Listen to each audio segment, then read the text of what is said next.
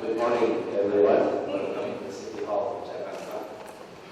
His Excellency Ambassador of Singapura, Bapak Gub Anies R, also head of delegation, so leaders administrative program to Dari. Also, I'd like also to mention Jakarta official government. Please stand up so we all.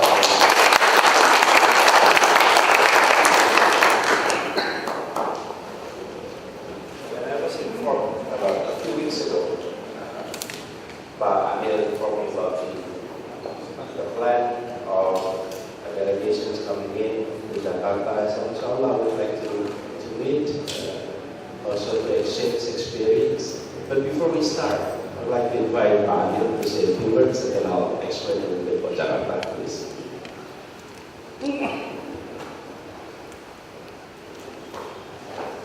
Terima kasih, Bapak Gubernur. Good morning, everyone. First of all, I think on behalf of the delegation, we'd like to convey our thanks to Pak Gubernur and his colleagues from the city government for taking the time today. Pak Gubernur actually has to go to another event with the Vice President on public service shortly, but instead of cancelling this thing because of the last minute appointment, he has taken the time to meet us, and we really appreciate it very much.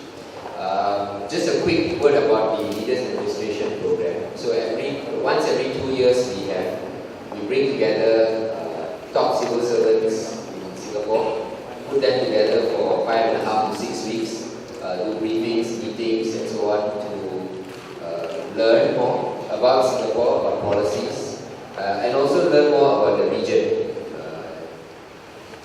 our neighboring region.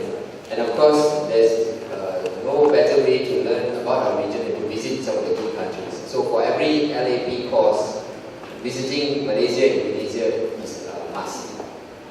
And every year the embassy, or every 2 years when we do the program, we're always thinking how best to utilize the time of the delegation in terms of their learning, and also how to help our Indonesian friends also to exchange views and understand more about what is going on in Singapore and where we can work together.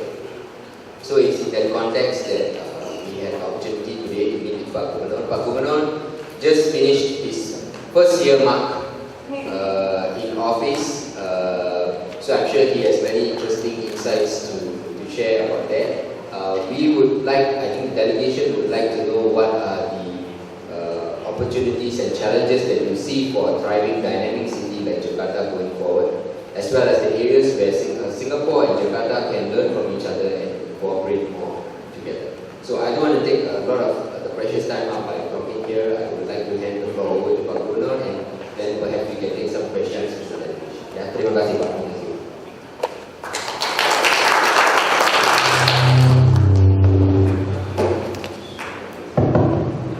Terima kasih Pak. This is a better microphone. Now,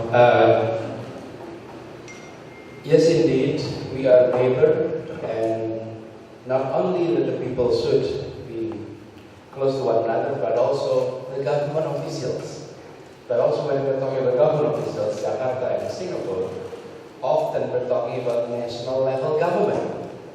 And instead, from our perspective, the city government officials, the city of Jakarta, and also the city of Singapore need also to have a closer engagement.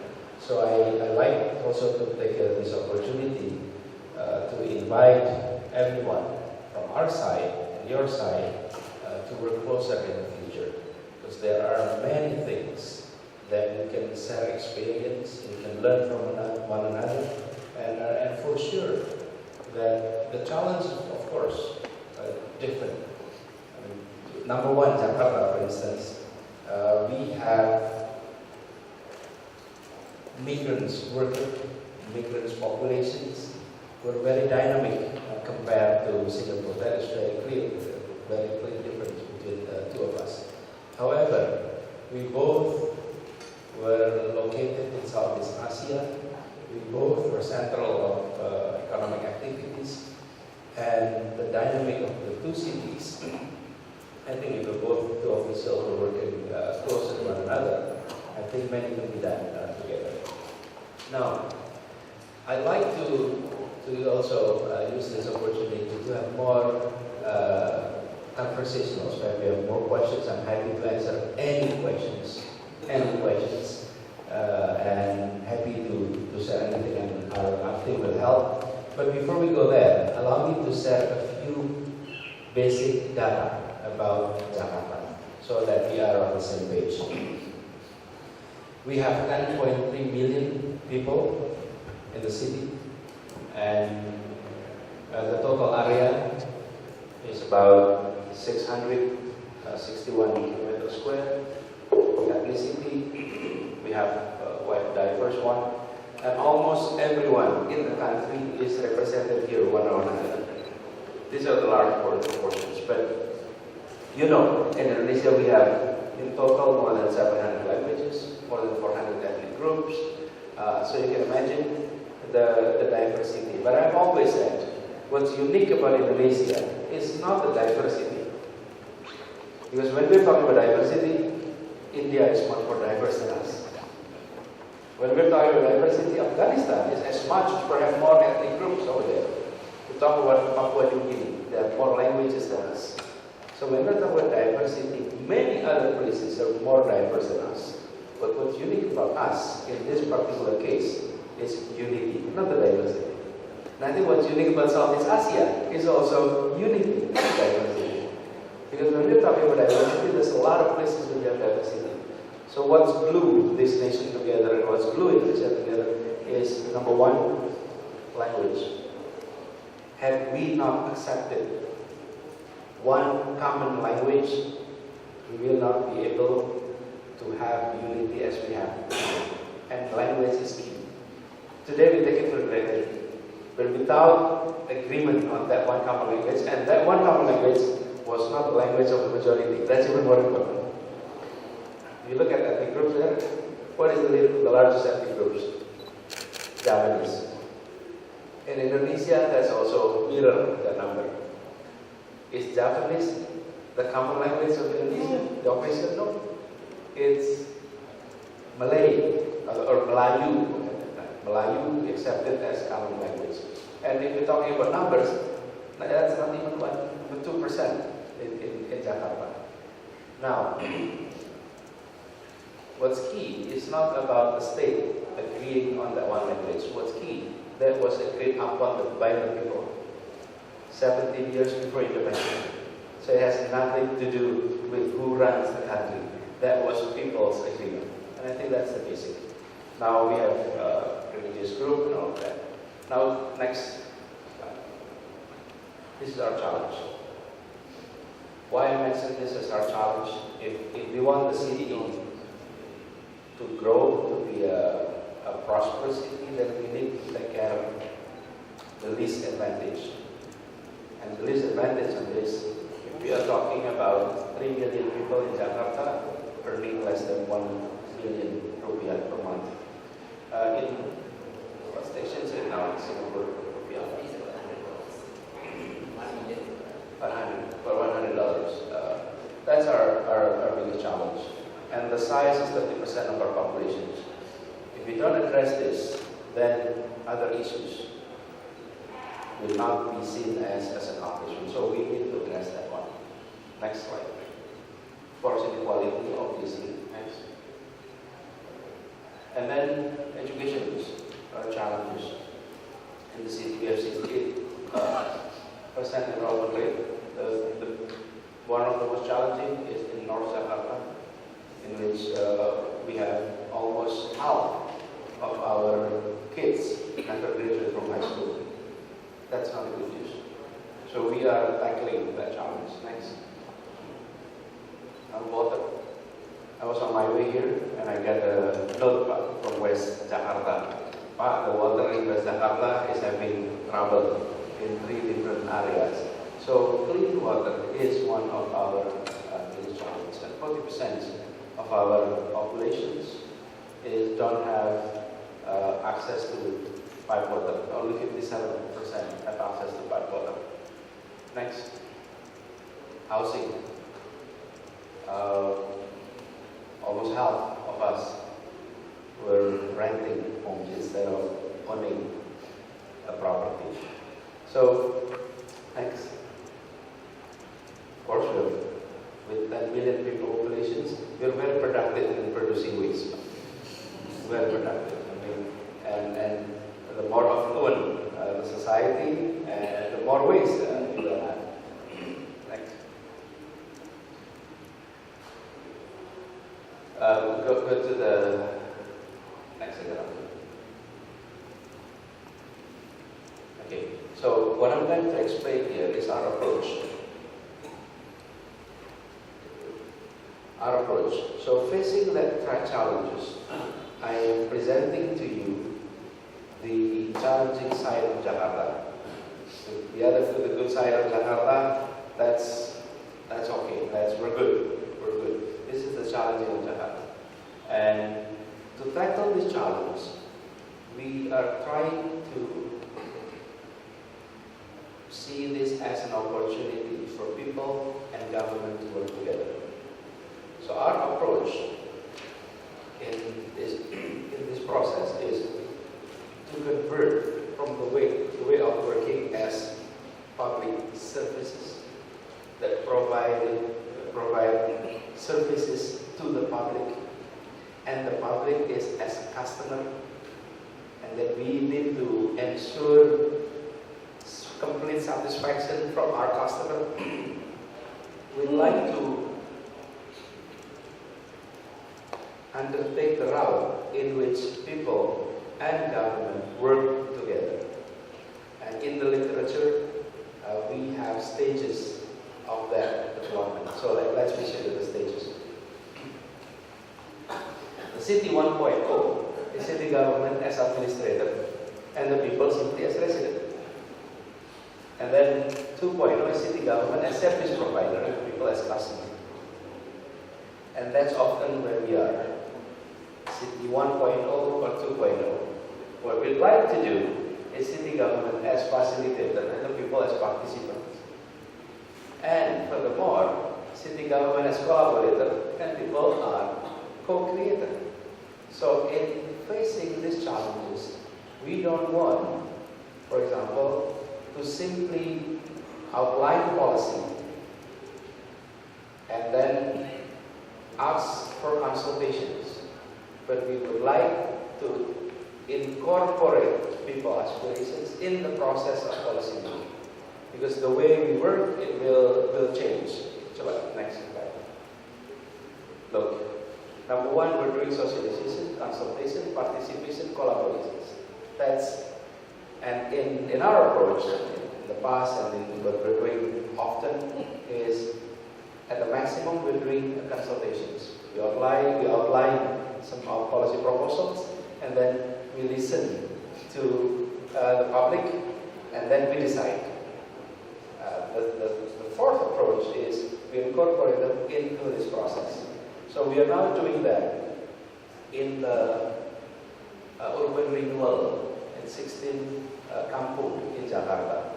So these are slums area in which we are going to do an urban renewal program, doing land consolidations, rearrangement of the housing. But in that process, instead of us outlining everything by ourselves, we are coming there, inviting them into the process, and then outline the policy together. Does it take longer time? Yes, it did. Yes, it did. But ownership to the program, ownership to the progress is within everyone involved. And in the city like Jakarta, we did that because many of the challenges cannot be tackled by the government alone. We don't have enough staff to do everything on our own. And we need to do that by involving everyone. But this also means, when we are talking about, we are now in the process of working with a few apps development or a few apps provider to help us monitoring the work that is taking place around the city. We have a lot of construction projects going on in Jakarta. And the way we do it is by the approach of us as a service provider, that the public simply pay tax, vote, and watch. But what we like to do is invite them into the monitoring process. Thanks to this digital technology, almost everyone is carrying a cell phone. Like in this room, I guarantee everyone is carrying a cell phone. If our approach is looking at the people as co-creator, so we can have them participate in the monitoring, even in the planning side of every project that we have. So we are in the process of producing new rules and regulations so that every project that is going on in Jakarta, they have information about who's doing it, and that whenever we have concern, then we can send the concern, not to the government, but directly to those who are involved, and that is digitally connected. Imagine if you have a legal map for waste, and then you're passing through a section of road that is under construction, and you look at the map, and then you can see what company is undertaking the project, who is the field manager, what is their contact info, what is the plan, what is the detailed activities, and everything is available here. And then you can then invite people to participate in that conversations regarding the project. That is an example of collaboration. So collaboration is not only in the context of urban renewal in the slum area, but even at advanced aspect of the city management, and we can do that through with digital technology. So, if I'm talking about in the literature, Pak bisa lihat star face. The approach, we are transforming our approach from what used to be a spider web kind of information management into a starfish kind of information management.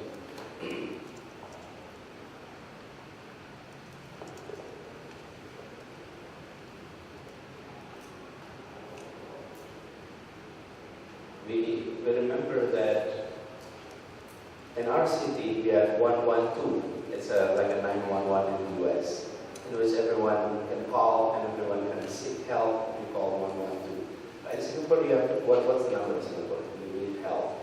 999 for police and 995 for the firefighters. 99 and 99. 999 for police. Oh, 999 and 995 for medical. and 99. Okay, right. So in Jakarta, we want 112. But that is a system created in the 20th century, where phone lines and regular phone, basically phone line ways, and also organizations in which you have a centralized command and control. Now we are operating in the 21st century, in which, for example, us here, we're not only connected through Pak Anil, but we can be connected directly with one another. So now in the managing of our challenge here in Jakarta, we are trying to transform the 21st century approach in the management of our office of fixing challenges in Jakarta. And the approach is, the old one is like this. You call a central command, you talk to the governor sees this as a problem, the governor issue instructions, and then the bureaucracy were tackling the challenge. That's in the past. Now, today we set up KPIs for everyone. And then we allow interaction directly to the people in charge. Go to the next slide. And that's more like a starfish approach. This has a decentralized, neutral structure, permitting integration and autonomous decision making by its body parts that accumulate into a joint movement. So that's a starfish. The decision making is being made at various different levels instead of in a centralized office.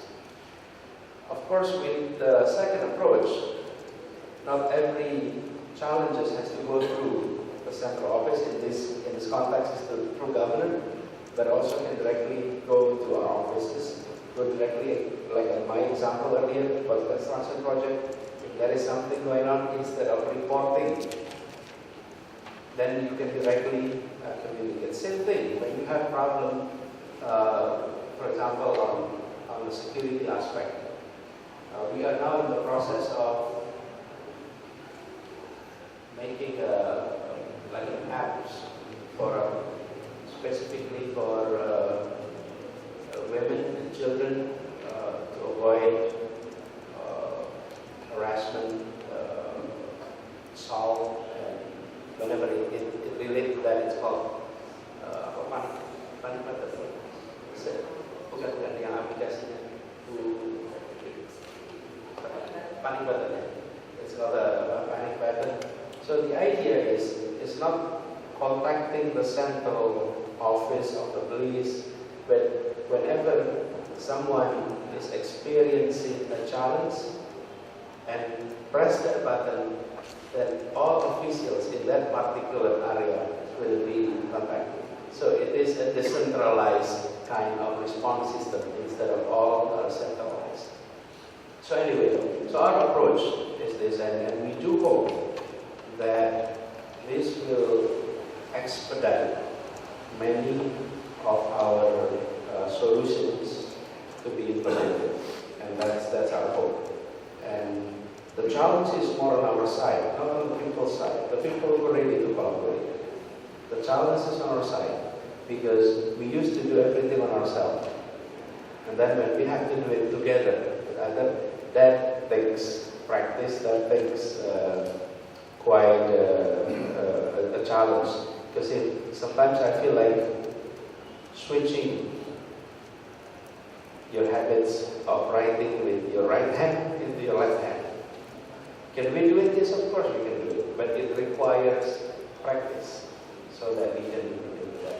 Okay, let me end it here, and I'd like to invite any of you to raise questions regarding to what I have said earlier, or other subject that you'd like to explore further. I'm happy to entertain any questions, please. Yes, please. Boss, thank you very much for your time and for sharing your challenges of business starter, as well as your very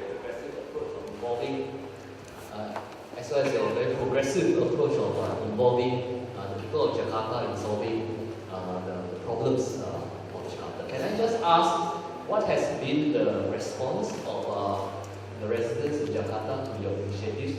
Have they been very enthusiastic in coming forward to participate in these programs? And were there any obstacles and challenges that were faced on this call? Thank you. Any other questions, so we can take a few, and then I'll address them all at the time.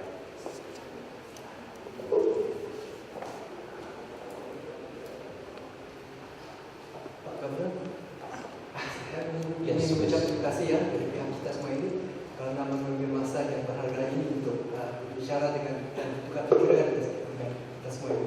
My question in English is, what is the challenge the other way around? As you said, you're trying to do this City 4.0. How have you got to change the public officers' views on how to work in this collaborative way? Because obviously it's been very challenging to work in this kind of consultative process where we cannot just get things done. Actually, we have to make a process of give and take. How do you change the public officers' mindsets, and how do you change the way of working?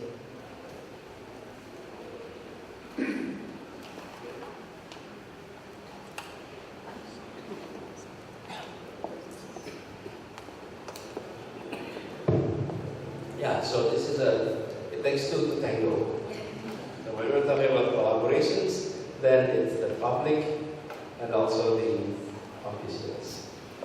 On the public side, let me outline a few things. There are things that we have to deliver with or without public participations. For example, water, making sure that electricity is out there, the gas, and basic services that needs to be done. That requires on our side to make sure that all function goes well. But many of the activities, others, we're inviting the public. For example, the urban renewal project. The public responded in a positive way. Our side, from the government side, we are rather slow on that. We are training ourselves to collaborate in the planning side. So, for example, our team arrived with fixed plan. Okay? With fixed plan. And then we said, we thought we were going to plan together. And you come here with a fixed plan. And then on the other side, from government official side, whenever you come to a meeting, you have to be prepared with what you were planning to do. You don't come out there with a blank sheet of paper, right? So, in the example, in the case of urban renewal, for example, we have seen variations of success. There are cases in which it was very successful because from our side we are more prepared to do collaborations, and then other places where we are not as prepared, then collaboration takes longer. And even complaint coming out of the paper. Because the public said, from that particular community, that we don't feel there is a collaboration. We feel you guys were coming here with clear plan, with clear instructions, and we'll just be asked about the plan. So from that 16 cases, for example, we have an excellent example of collaborations, but we have others that are not doing as good. The lesson learned is that it's not from the people's side, it's more from our side. So we have to be a bit patient on this. Why? Because we are talking about changing habits from our officers, from coming in with a fixed plan to engaging. So 4 components were involved here, and the key is this one component that is key. 1, of course, is the public officials. 4 is the public itself, the community. Number 3 is experts. Number 4 is facilitator. Okay? The key is on the facilitator side. When the facilitator is good, they were able to create an environment of collaborations. When the facilitator is not as expected, then we are not seeing that happen. So, in the past 6 months of our experiment on this, we have seen the key factor is facilitator, and number 2 is from our side is keeping our mind open that we're going there to listen, to share, and of course we have a plan. But you don't just go out there and say, this is our plan, this is fixed, this is the budget, and and this is the way to do it. The response has been positive from the people side, but more on our side, and needs to be to work further. This is an example of some of the community action plan programs. This is done in Aquarium. This is done in Aquarium. Aquarium is in the coastal side of Jakarta. Okay, your other question, please. And you are welcome to ask anything outside of this. So,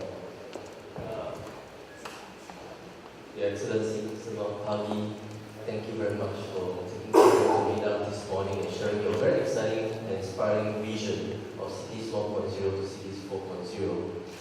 My question is related to that, but on the other side of the equation, which is how are you thinking about engaging the business community and looking at some of the opportunities in Jakarta, which is a very vibrant and dynamic city.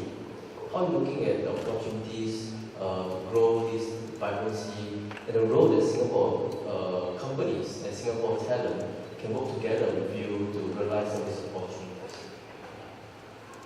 same thing with the approach of this 4.0. Our approach is, I invited them for meetings, and we invited our team. And the way the meeting goes is like this. Instead of us saying, this is our plan, we change the questions. What do you need from us? What do you need from us? What things need to be changed from our side? In terms of regulations, in terms of needs, and we did that. We made, for example, the business community here. Many were raising issues about zoning regulations. Because our zoning regulations, from their perspective, very restrictive, and therefore many were unable to get banking financing. The banking financing requires permit. The permit cannot be issued if your zoning is not proper.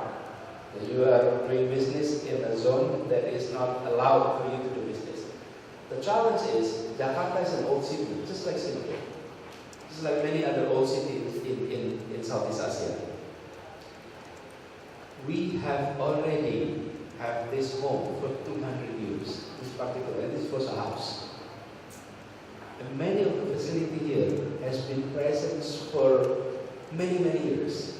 And then suddenly, us, a few years ago, made a zoning regulations. This is only for residential. This is only for business. This is only for green-related activities. What happened is existing businesses were facing trouble when they have to renew their license, for example.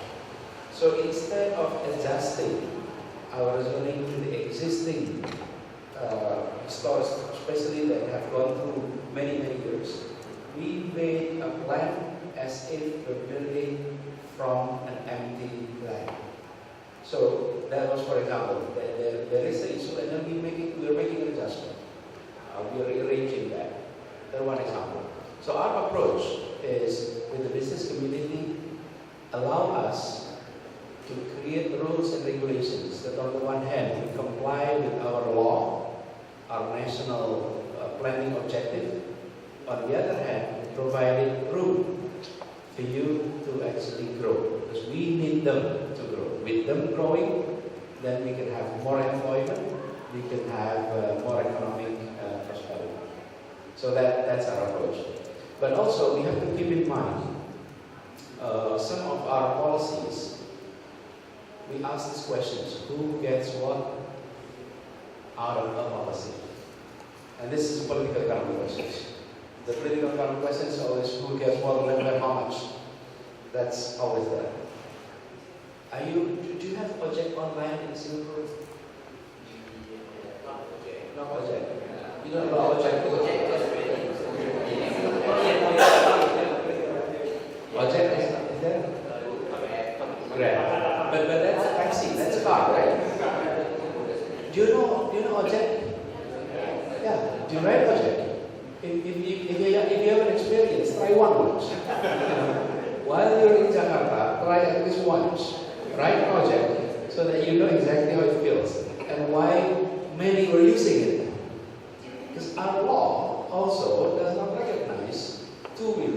as public transport for obvious reason, safety.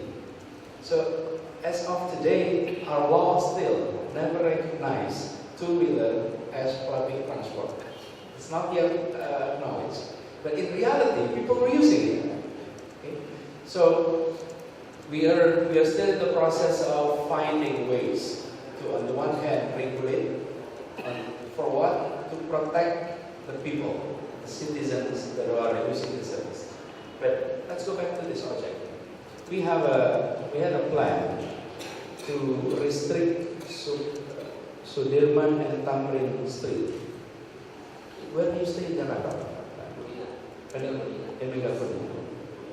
You know the Sudirman Street and Tamrin Street, those are our downtown main road.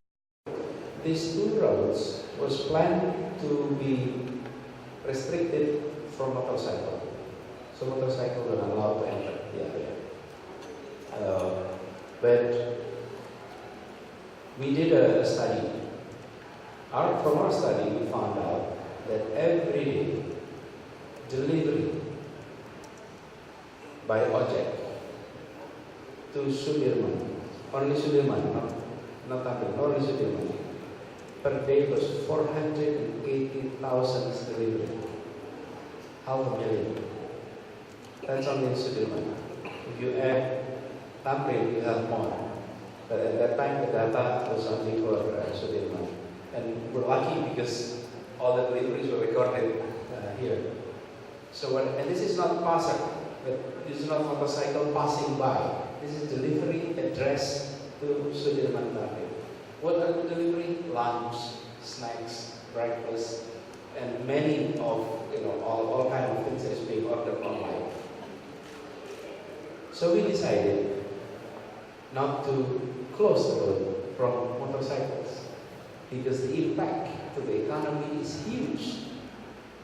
Imagine 480,000 delivery, tens of thousands of homes across Jakarta were having what's called trickle-down effect of our economy, because then they're connected to these business districts. Without connectivity, there is no benefit to these thousands of homes across Jakarta. So connectivity means two: communications and transportations. Communication-wise, they are connected. But transportation-wise, they're not connected. Why? Because motorcycles are restricted. And all this delivery, we're never using taxi. And that's too expensive. It's no longer economics. Okay, so that's one example of that approach. I'm sorry to mention this may be one last questions, or two last questions.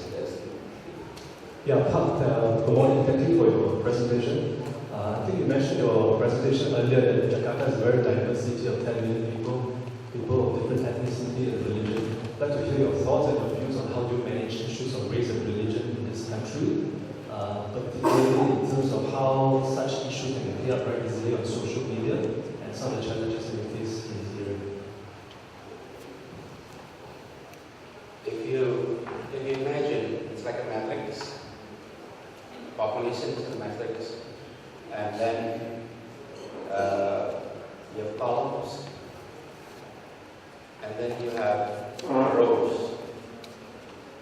The columns were identity, religion, ethnicities. Those are the columns. Our approach in diversity often stops in the framework of we're managing these columns. Okay. My approach, we're not going to do that only. I'm going to go through the horizontal side of it, by profession. When you invite the profession, then you will go through across ethnicity, across religion, across all identities. That you are finding all of this in the framework of working together, and suddenly you don't look at one another with identity anymore. Why? Because, for example, I'm inviting associations of architects. Then in their associations, you have Muslims, you have Christians, you have Buddhists, you have Hindus, you have Malay, you have Japanese, you have Chinese, you have Arab, you have Indians, in that. So that is one approach that we have been engaging in the past 1 year. Because that helps to actually focus on things that we work together. That's one. Number two is, of course, from our side, government side, equal treatment and equal opportunity to everyone. And again, ask what they need instead of us deciding. This is one example. I came to the Hindu community in Jakarta. When I came to them, and then again, the question is, what do you need from us? Instead of us planning on doing A, B, C, D, E. And what's interesting is they come up to me and said, Pak Anies, we have been given land by the government, the city government, for cemetery, specifically for the Hindu community. And then they said, but Pak, we don't need cemetery. We need a place for cremation.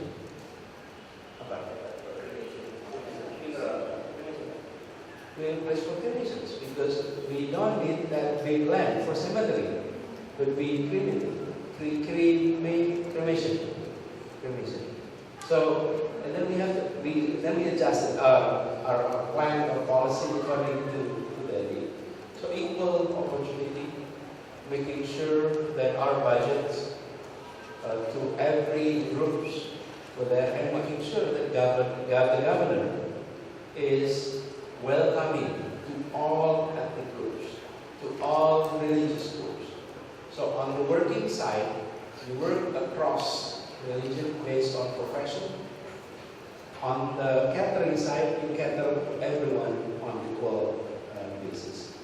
And in Jakarta, in Indonesia, this, and I think the same thing in every country. When it comes to political process, then there is always an identity issue arises. When election is over, then the issue also declines. And I think that's across the globe. Same thing when you have a female candidate and a male candidate, then gender issue arises immediately. Why? Because you have a female candidate and a male candidate. Same thing. When it comes to politics, whatever identity that attaches to candidates, then it raises polarizations. But the way I look at it is this: polarization is normal, frictions is fine. What's invalid is conflict. And the stage goes like polarizations, friction, conflict. Friction is often helpful. Without frictions, there is no movement in our car. The car moves because there is a managed friction. Unmanaged frictions create problem. But that is, I think, when we were talking about managing our diversity, our approach is to make sure that everyone treated equally in the city. I hope that's addressed the questions. Finally, I wish we could have more conversations, but I'm glad we're meeting today, and I do hope that these are our officials, that I do hope you exchange cards, exchange contact info, and that one day we can meet again, just like you and I. We were together in was 2006, I believe. Yeah, 2006, and I was together with late former Secretary General of ASEAN, Surin Kitsuan, passed away a few months ago. She was meetings that I think important for us in ASEAN. ASEAN is an overlooked region. The world is looking to East Asia and also South Asia often. But the future is not there, the future is here. In East Asia, you have impressive nations. China, of course, Japan, Taiwan, Korea. But you cannot imagine those four countries work together. Having exchanges like this, that's something that we see in the near future. But look at Southeast Asia. You have Indonesia, Singapura, Malaysia, the Philippines, Thailand. that not only government-to-government cooperations were very good, but people-to-people cooperations were very good.